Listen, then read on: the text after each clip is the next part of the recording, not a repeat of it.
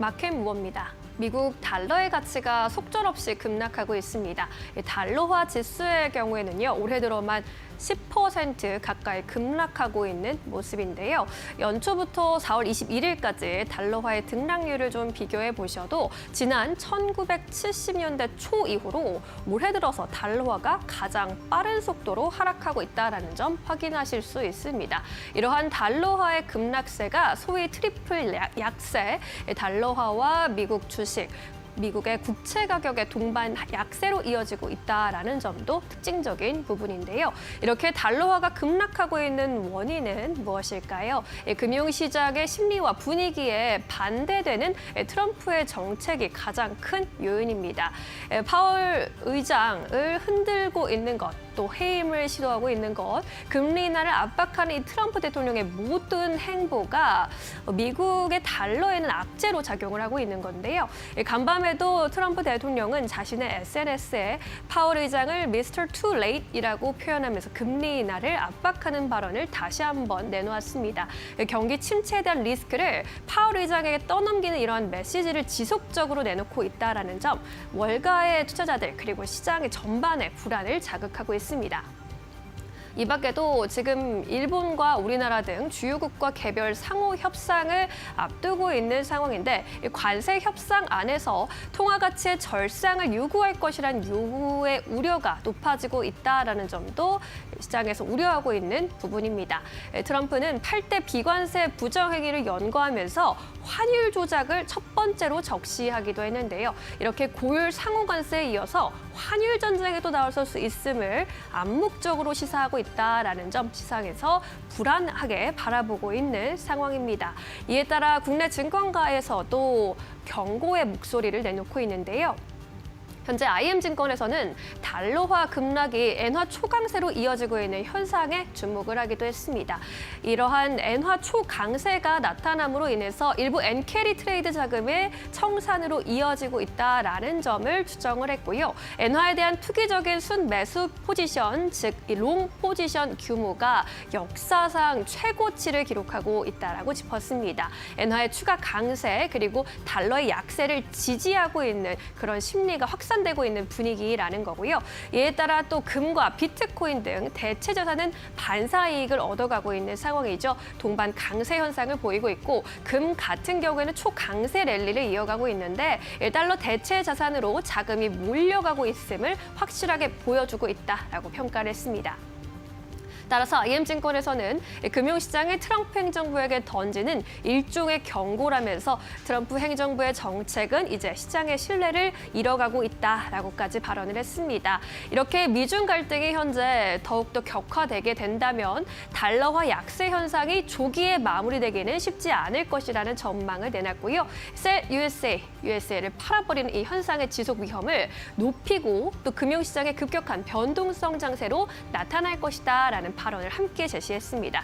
결국엔 이러한 달러 약세 현상을 바라보실 때는 미국의 앞으로의 정책 방향성 그리고 미중 갈등의 방향성을 함께 체크해 보시면서 대응해 보는 것이 중요해 보입니다. 지금까지 마켓 무버 함께 하셨습니다.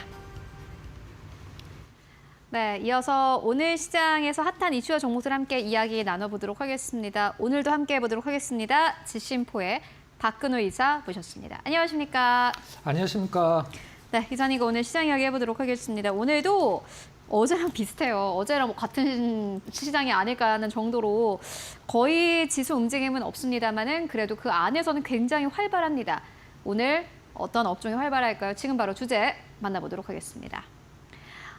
오늘은 제약바이오 만나보도록 할 텐데, 보니까는 제약바이오가 각각의 이슈가 있어요. 호실적을 나타낼 것이다라는 전망 나오는 기업도 있고, 임상에 대한 긍정적인 모멘텀이 나오는 기업들도 있고, 제약바이오 쪽으로 특히나 오늘 보니까는 외국인도 그렇고 기관 투자자도 그렇고요. 특히나 코스닥 내에서 가장 많이 사는 기업이 어떠한 기업이나 봤더니 1위권부터 10위권 가운데 거의 절반이 보니까 제약바이오더라고요. 네네.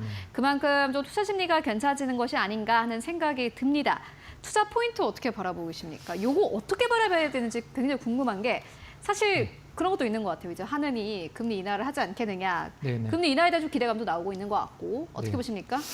제약바이오 전반적으로 봤을 땐 금리 인하의 영향을 그동안의 어떤 평균적인 통계치를 봤을 때 받는 건 맞고요. 오늘 일단 강하게 좀 상한가를 들어간 두 종목 정도만 한번 특징주식으로 한번 체크를 해보도록 하겠습니다.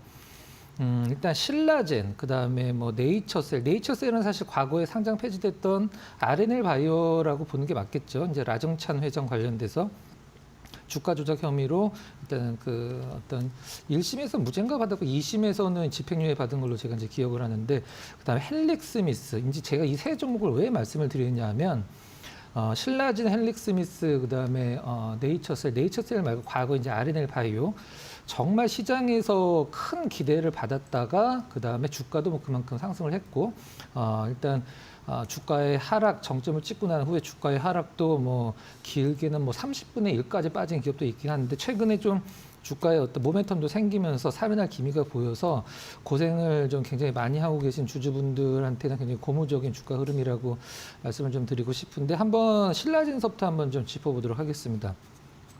전 신라젠은 한동안 좀 주가 흐름 안 봤었는데 오늘 신라젠 상한가 가면서 일단은 좀 어떤 시가총액을 봤더니 아직도 4천억이라는 걸 보고 좀 약간 깜짝 놀라긴 했는데 좋은 소식이 좀 나오고 있는 것 같아요.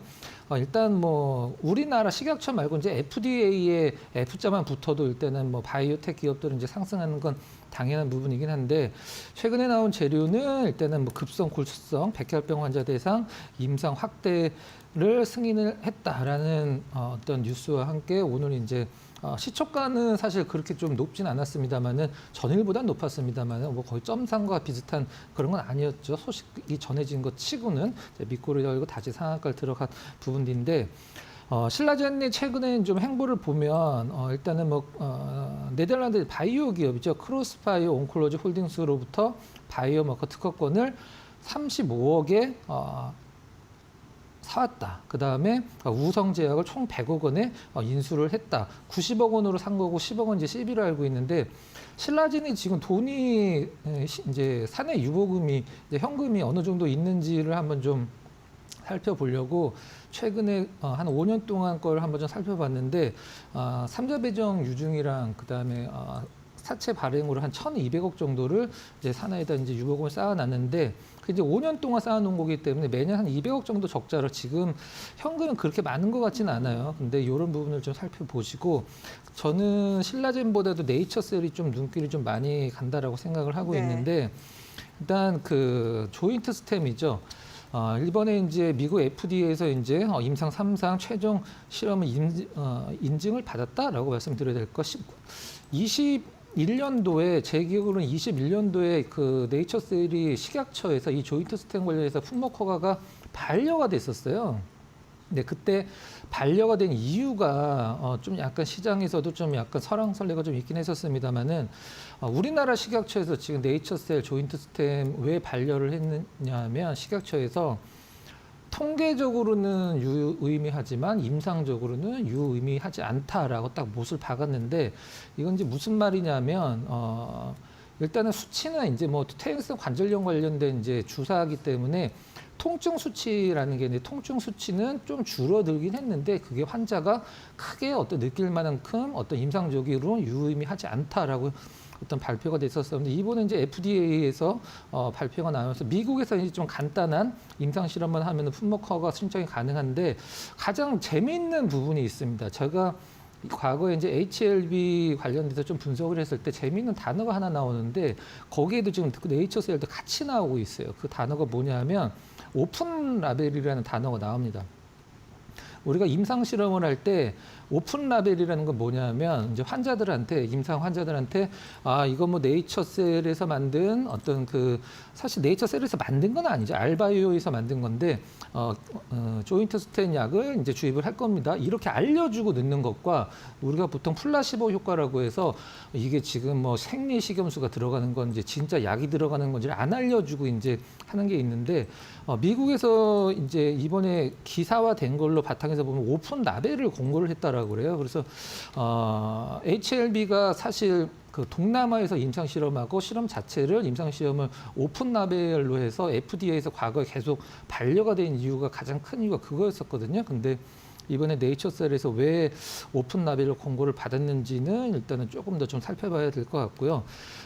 시장에서 이제 그 오랫동안 좀 약간 소위 물려 계셨던 분들은 상당히 좀 계속적으로 올라가면서 좋은 좀 주가 반등이 나와서 손실도 줄이고 수익으로 전환됐으면 좋긴 하겠습니다만 이제 살려고 하는 분들이 이제 문제가 되는 거죠. 일단 이런 바이오 기업들 살 때 가장 좀 약간 갈등이 되는 건 상한가가 풀리면 약한 거고 상한가가 계속 가면 사기는 힘들고 그 두 개가 가장 좀 문제인데 저는 바이오 기업을 사실 이렇게 생각을 합니다. 우리가 뭐 반도체를 공부를 하고 조선을 공부를 하고 뭐 방산을 공부를 하고 여러 가지 공부를 할 때 산업적인 부분 여러 가지 부분들을 이제 분석을 해서 내가 최종적으로 결론을 내릴 수가 있는데 바이오는 사실 그게 불가능합니다. 기업 입장에서 뭐 임상 2, 3 성공을 위해서 최선의 노력을 다하겠습니다. 이거 외에는 내가 그 기업에 대해서 알 수 있는 부분들이 없거든요. 그래서 하이 리스크, 하이 리턴이 바이오의 대표적인 어떤 특징이라고 할 수 있는데 저는 만약에 오늘 말씀드린 신라젠과 네이처셀 두 개 종목 중에 하나를 고른다라고 하면 저는 네이처셀이 훨씬 더 좀 약간 가능성이 높지 않나 개인적으로는 그렇게 좀 생각을 하고 있고요.